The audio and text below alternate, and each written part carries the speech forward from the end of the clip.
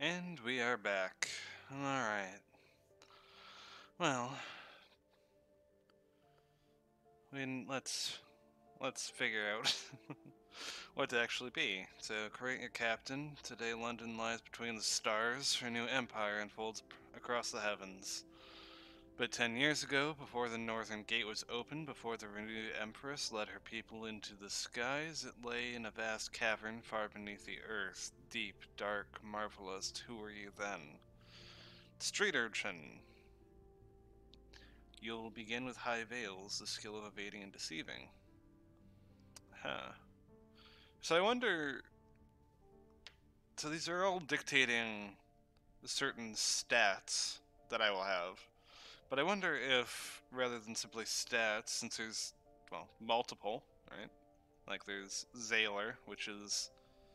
I have no idea why they have a Z in front of it, but it is literally just a sailor, just of a different sea.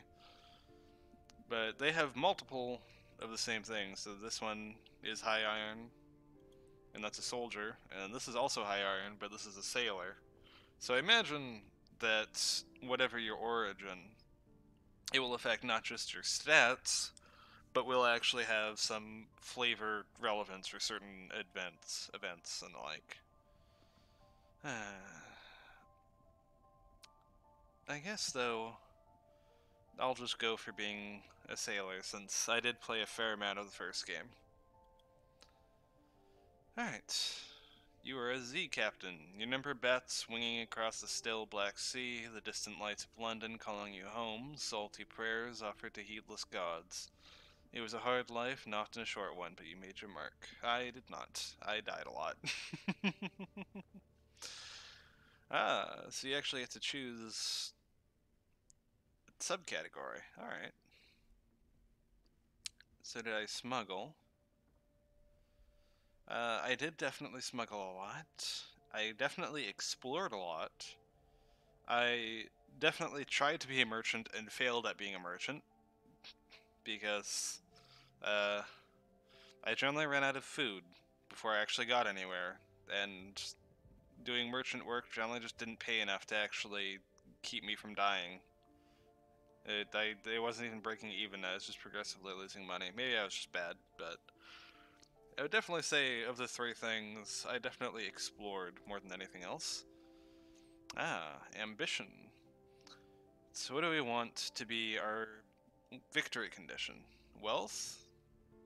You want a comfortable retirement, and by comfortable you mean extravagant. Many have made their fortunes out among the stars, many more have failed, broken and lost in the drifting night. Will you be different? To win, gather a substantial retirement fund, acquire lodgings at a hub port, and retire. No, that sounds pretty decent. Fame. You will immortalize your exploits in the song of the sky. For centuries, people have launched themselves into the unknown in the hope of making a name for themselves.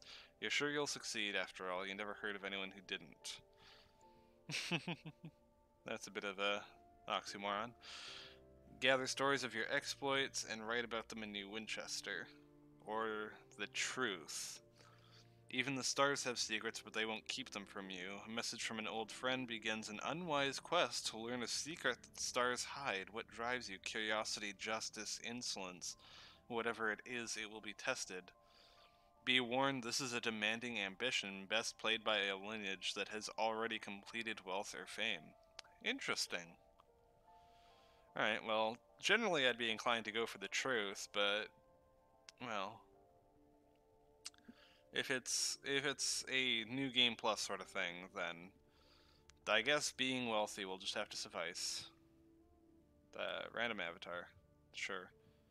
That kind of looks like a sort of Alfred Hitchcock sort of thing.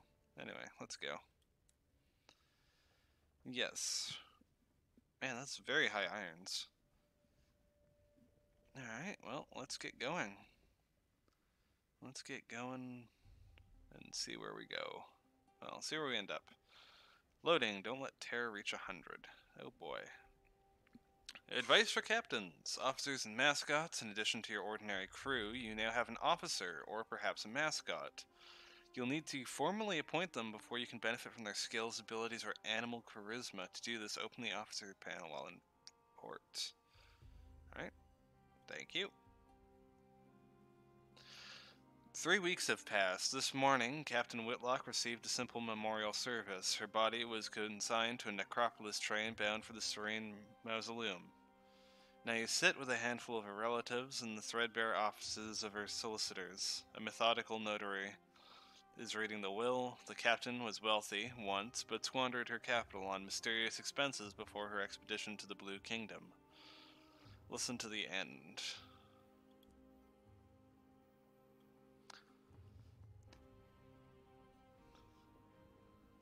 In a final codicil?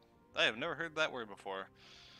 The notary announces Captain Whitlock confirmed that possession of the Orphean was to pass on to its first officer.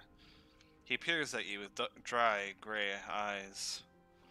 This includes a certain black box contained in the Orphean's hold. Captain Whitlock's final request was that at the time of your choosing, you transport said box to an address in London. He hands you an address card and deposit it there. You are not to look inside. She gave no explanation. And that's it. You're captain now. The Orphean is yours. Interesting. Ooh. You can investigate the black box at New Winchester. You could also take the box to London as requested, or you could sell it. Well, selling it is definitely the most beneficial thing to our victory condition. But, you know, it is the previous captain's last will and testament, so you may as well be good and take the box to London. Find people willing to pay for skilled captain service. Oh boy, there is a lot of things we can do.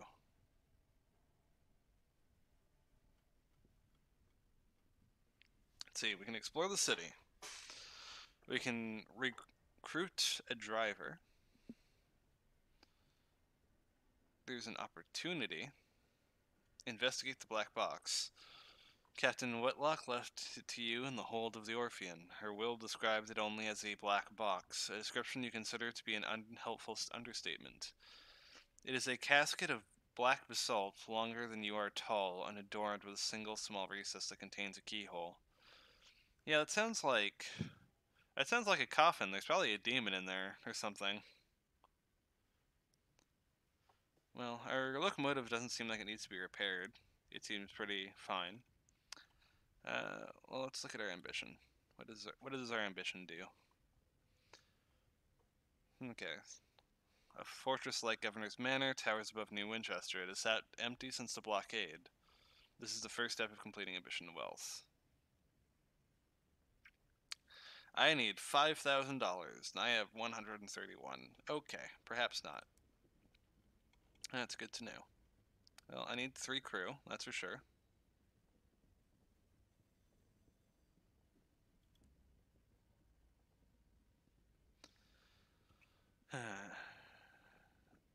Initially, the crew members are suspicious. They think you might be a journalist for the Gazette. Still, they're happy to drink on your coin, and as the night progresses, the reserve vanishes. When they arrive at your engine the next day to sign their papers, they come with headaches, nausea, and the last of their things. They go to their berths, ready to make for the stars again. Great! We now have full crew. Okay, locomotive's repaired. Recruit an officer. I specialize in test driving, but I'm looking for something quieter. The driver indicates a crashed engine still smoking, like that without the screaming. Do I really want to hire you? do I do I really want to hire you?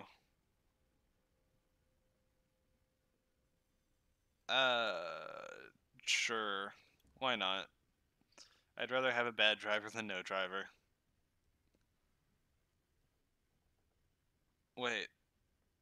The driver boards, eager to get started, I recently parted ways with the Windward Company, they explained. Personally, I think a crash a week isn't so bad. They disagreed. Oh well, live and learn. Okay, maybe that was a bad idea. Maybe I should. You know what? When we run out of food, this is gonna be the first person that I eat. That is immediately going to be the first thing that happens. Like first thing that happens is I am eating them or selling them to slavery. Excuse me, Captain. A woman pushes through the crowds toward you. She is short and square-shouldered in a neat black suit and polished shoes. She shows you the case of her pocket watch. It is embossed with crown and hourglass of London's horological office, the body responsible for ensuring time is consistent across the empire. I am hoping to book passageway to Port Prosper, she says, slipping the watch away. I can, of course, pay. Sure. Thank you. The locomotive I was on broke down following a boiler rupture. The chief engineer's fault, I suspect. A gentleman fonder of brandy than of diligence. Here an initial sum to seal our bargain. Prosper lies to the west-southwest of New Winchester. Alright.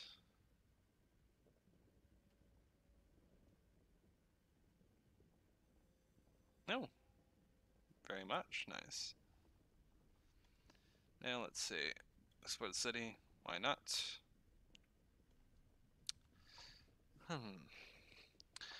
The smoggy, clanging, singing, stamping, thronging, frantic heart of the Reach, an ever-expanding port of soot-smudged glass and bright steel, spilling across a drifting, mist-wrapped archipelago.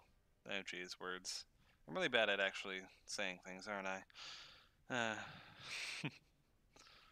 Definitely in the wrong hobby, then. Its factories thunder, its engines sheds ring with hammers and hiss with steam, locomotives chug into sidings for repair or flare across the sky and away into the high wilderness. An opportunity, learn about trading. Successful skyfarers fund their expeditions by dabbling in trade. Inquire whether there are any good trading opportunities available. Yes, we need money, after all. We need to hit that initial 5K, right?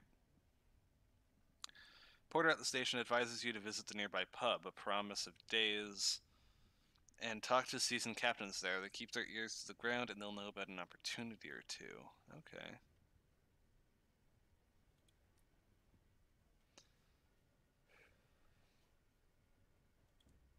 Visit the promise of days.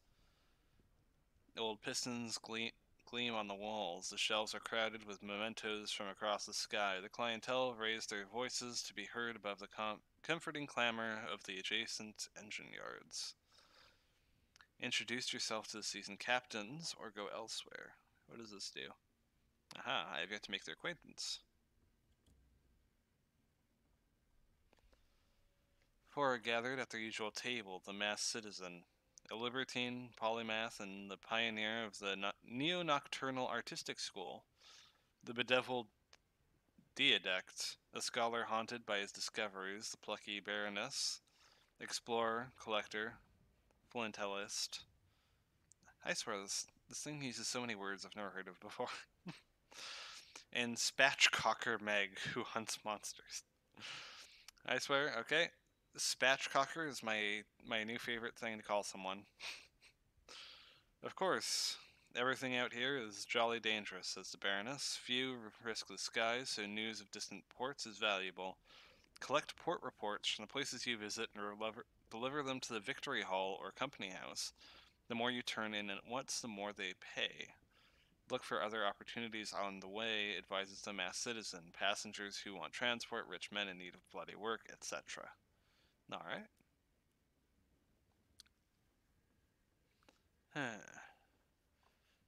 So basically, I just need to go and do adventure things. So that sounds perfectly fine. But how do I make a fortune through trade? That's the question. Ah, the Diadex says, fiddling with his innumerable talismans, an essential topic. Meg slides to his stool, and the captains shuffle around to make room. The masked citizen buys you a drink of their own invention. It is violet and foggy. The plucky Baroness gives you a brisk, encouraging grin. Ask away. Hmm.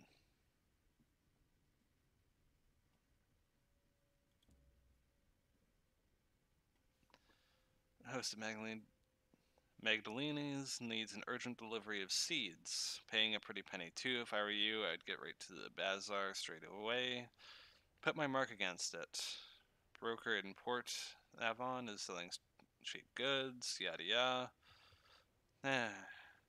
This sounds very dry, I'll be honest. All of this, I'm just gonna, you know what, I'm just gonna bid goodbye and head off. Wait, do I need to repair? Or is that just, okay, yeah, it's fine. Alright, south and southwest. Or west and southwest. So this way. Alright, wait, what's explore in this context? Oh, wait, okay. Let's undock and head out.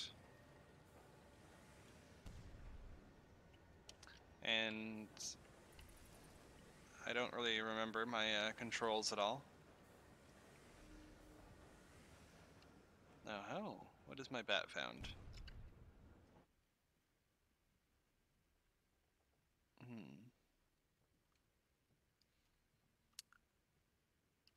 Well, let's get going anyway. Choo choo.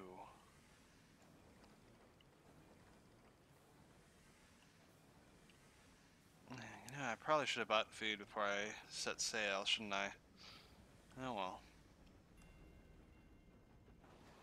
Is that an enemy? I can't tell.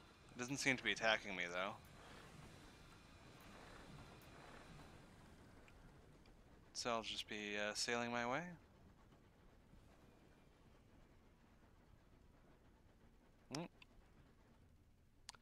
Let's see. Scamp's Narrow. Alright, go sail off. Nothing to report. Okay. Oh wait. So I did just get it a new officer, didn't I? Alright, so Chief Engineer. Oh, so you can gamble with them. Uses tadpole and port to appoint them. Oh, I don't think I actually remembered to appoint them. Whoops-a-daisy. They gave me that prompt, and I recognized that prompt, but I didn't actually do anything with the prompt. Suppose that's my fault, though.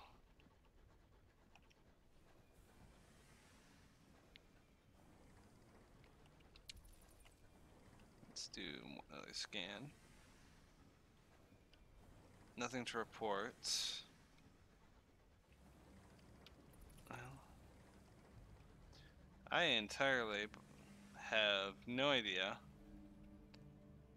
Well, what did you find this time? Okay, so there's something over here to the east. Well, we're not really heading for the east, but may as well go check that out.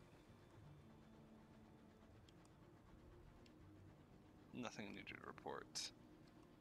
Man, this game is very pretty. It's very pretty indeed. I really like that.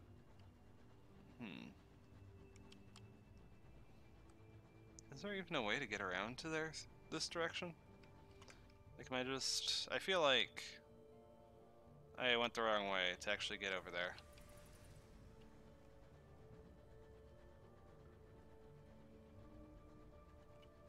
Okay, now what did you find? Aha! A place to dock. Well, we missed out on whatever that first thing it found was, but I think there's a chance that this might be our actual destination. Chance, anyway. So let's get going. You're low on supplies. Once you run out, your crew will begin to starve. Alright. Yeah, so I'm down to 2 crates. Okay. Well, Perkins Copse. Ooh, this looks pretty. This actually looks very pretty.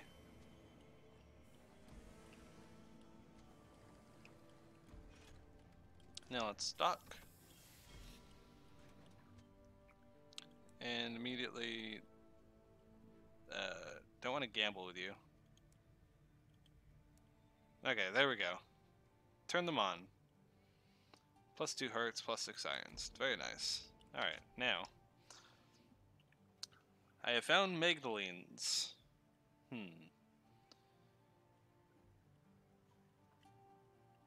The Glass Spires. The House of Small Comfort. Treat your nightmares.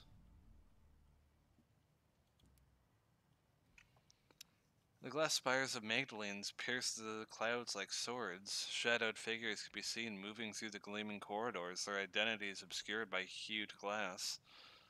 Crowds of skyfarers, ministry officials, and merchants mill about the forecourt in varying degrees of distress. All watch the clock set in the great clock tower, waiting for their appointed hour.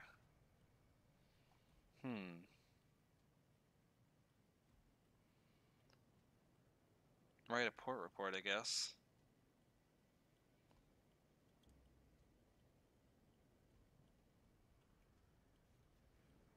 This is interesting. Magdalene's is abuzz with activity. Barely has the clock chimed, then a clamor goes up at the front desk. Guests rushing to and from appointments.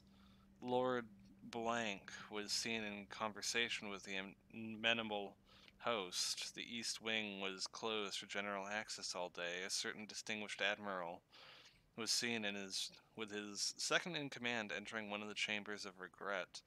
Several guests succumbed to an excess of sentimentality and were forcibly removed. Interesting. Seek a meeting with the amenable host. What happens when I do that? Unfortunately, the host has many calls on their time, and you have yet to become a known face around these parts. Perhaps once you have availed yourself of the services, they will have time to speak. Alright. Well, I guess I found what I'm going to assume is something more akin to a sort of space therapy, I guess. Space therapist. If I ever go insane, I know where to head. Oh, this looks ominous. What has it found? Well, there's another thing over here. Well, let's go check it out, shall we? Wait, what?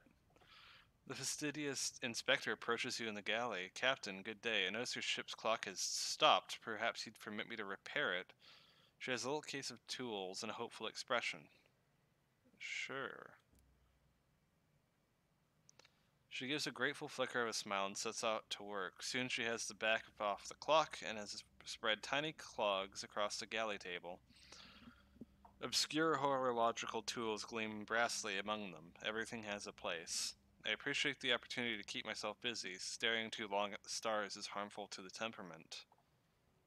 Okay.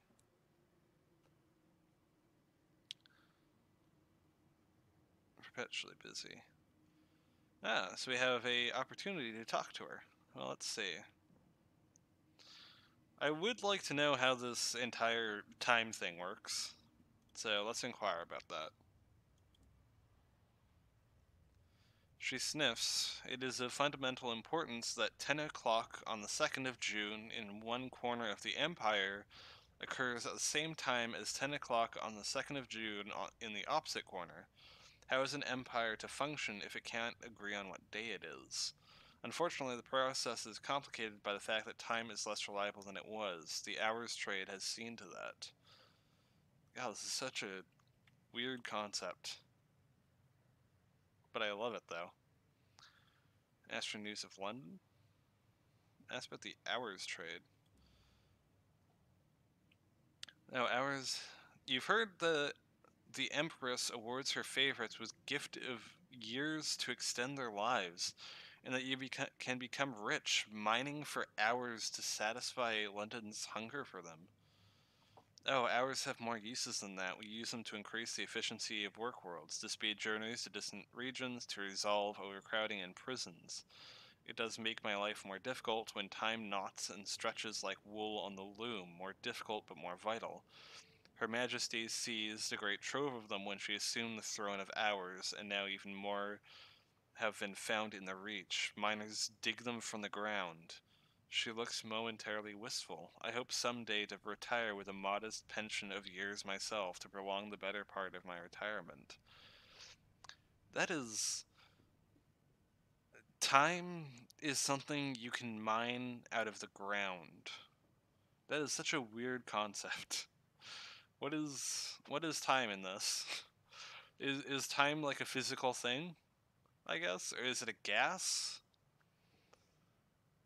Is it like a material that, like, did time like crystallize or something? I don't know. It's weird. Well, I'm gonna compliment her because she seems cool.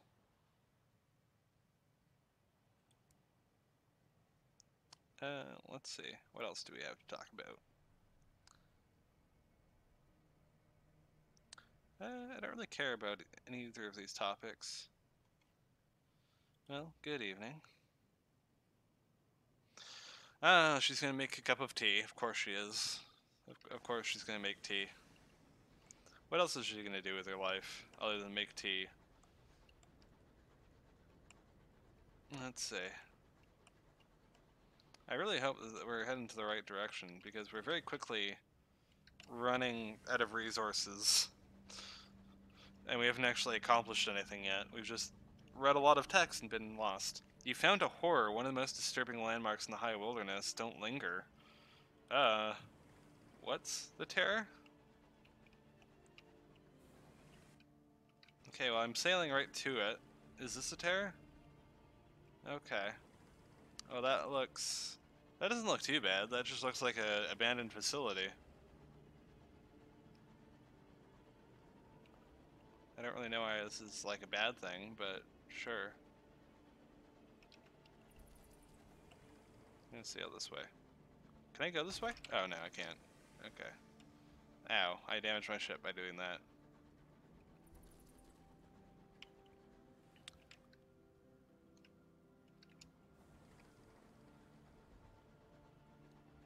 Nothing to report. Okay. Do. Hmm.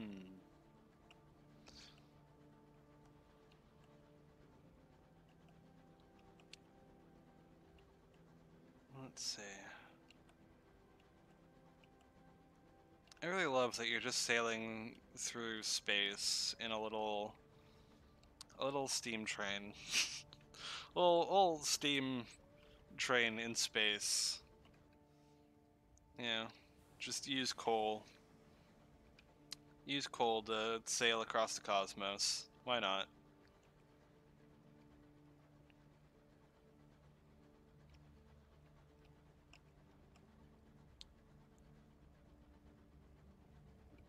Let's see. What's over here?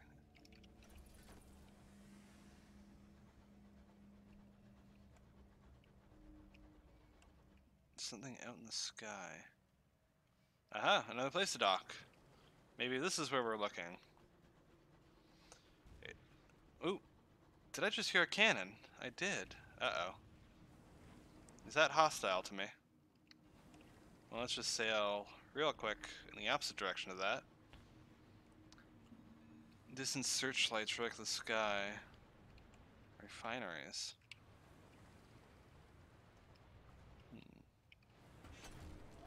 Port Prosper! Hey! I think that's where we wanted to go, right? Port Prosper? Is that right?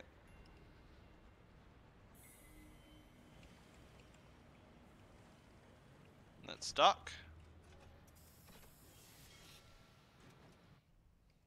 Lovely. Whew. Aha! We did get here. We got exactly where we wanted to go. Lovely.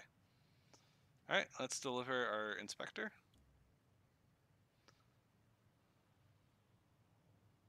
Ooh. 6 spaces in your hold. I do have 6 spaces, yes. Accept your payment. Thank you, Captain. Here is the balance of our agreement, and as promised, a requisition order for fuel and supplies. She casts another glance at the incomplete clock tower. Given the apparent state of construction, I recommend you visit the work site. There may be an opportunity there. And thank you for the pleasant conversation. The sky can be a lonely place. You enlivened it. I have included a small additional sum in your remuneration as a token of my gratitude.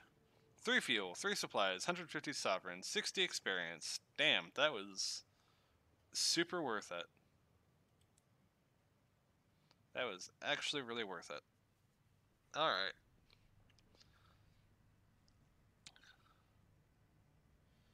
I need a gourd of Chorister nectar and bronzewood. Okay, that's weird.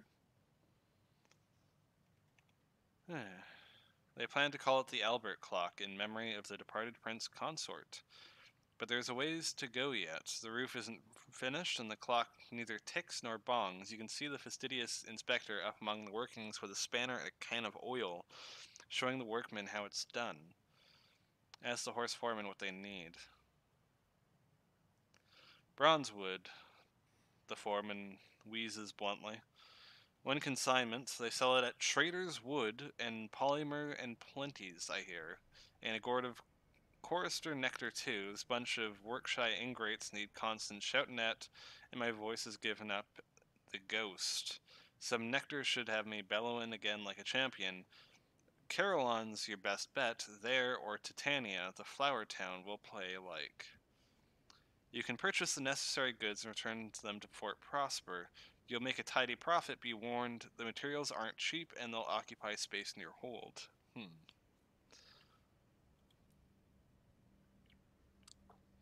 Interesting.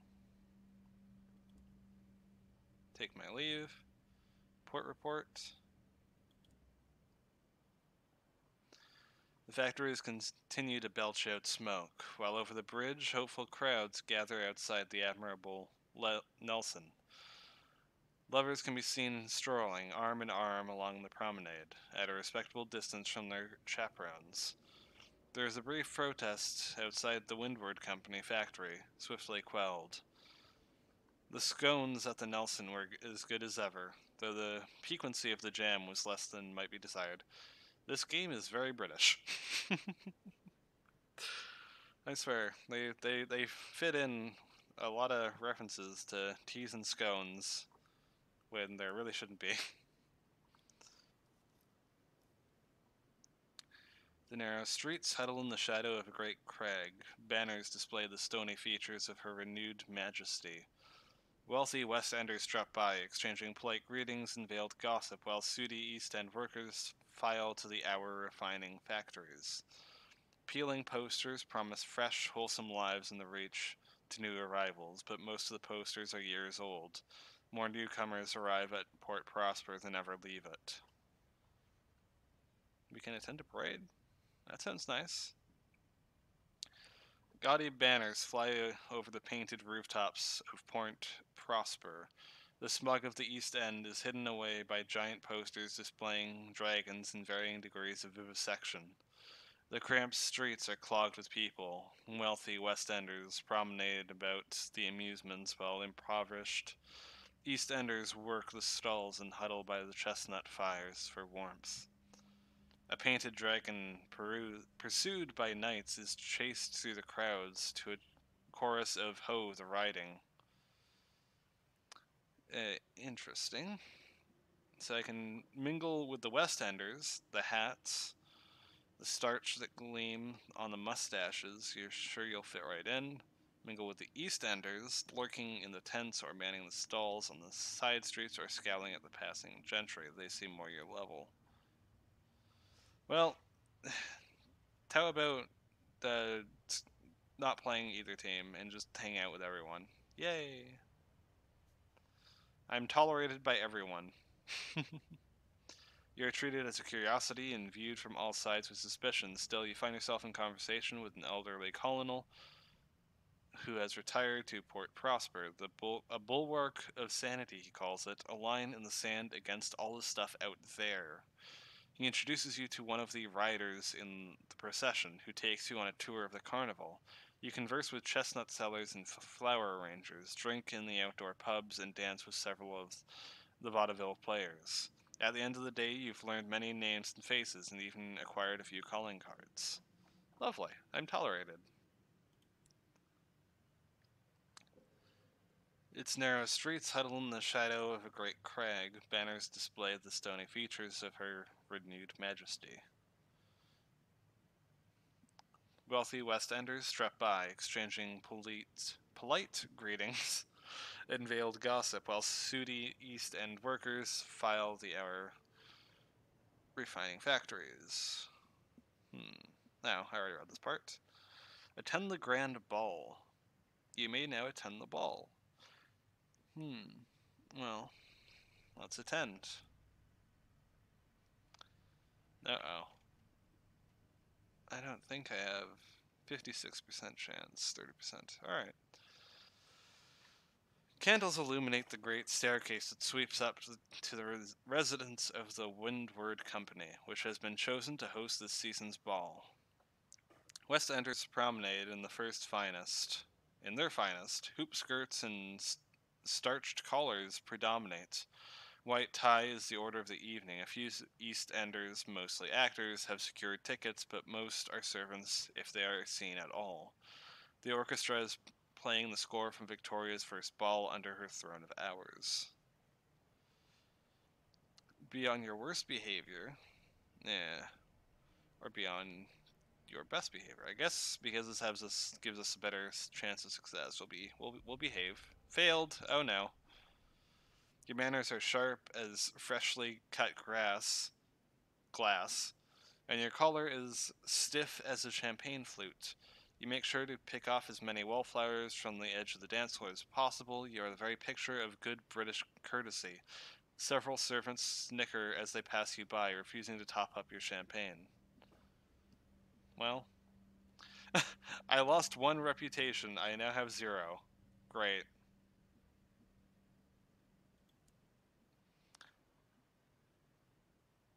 Oh boy.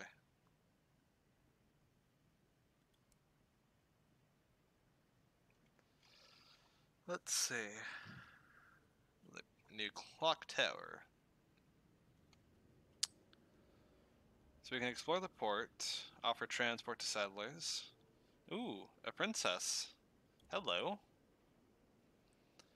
Perched atop a mountain of luggage is a radiant young woman. She's an officer dressed in what an actor would wear in a fantastical romance. A tiara rests on her brow. A steady stream of commoners come to pay homage, bowing and courtesying enthusiastically. Starlings circle in dense swarms above her, refugees from old London and a common sight, although not in such numbers. She ignores everything and hands you papers so pristine they can only be forged. Officers require a sign-on fee. Offer her a berth on your locomotive. She would certainly make an interesting addition to your crew. This will get you a first officer who will increase your mirrors by 6. Nice. And how much do you cost? Ooh. You are very expensive, but you know what? I will take a princess. Sure. I am a humble first officer looking for, what's the word? When commoners do things for coins, she asks. Work, that's it. She beams at you, delighted, as innocent as a Gatling gun. As she steps aboard, a commoner calmly takes a spoon from his pocket and scoops out his eyes. After such radiance, all else is tawdry, he says between screams. It seems she has already forgotten about her signing on money. Jesus Christ. Oh, jeez. Alright then. Okay. Well, let's ask about the Albion relay. Ooh. London. We need to get to London. Inquire about passage.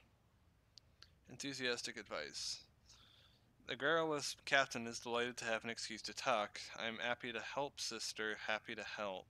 They point down to the docks. There you are. Keep going past the port. You can't miss it. If you've good eyes, you might even be able to see it from here. Passage ain't free, mind. You can travel first class if you have ministry stamped permit, or you can bring a couple barrel of hours to travel second class. Alright. So in order to actually get to London and deliver our box that we promised to deliver, we're going to need either to get good with the ministry or get barrels full of hours. That's good to know. And first officer, lovely.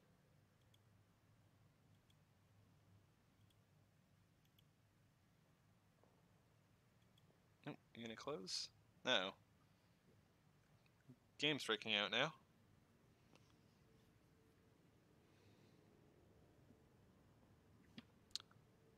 Ah, they hold.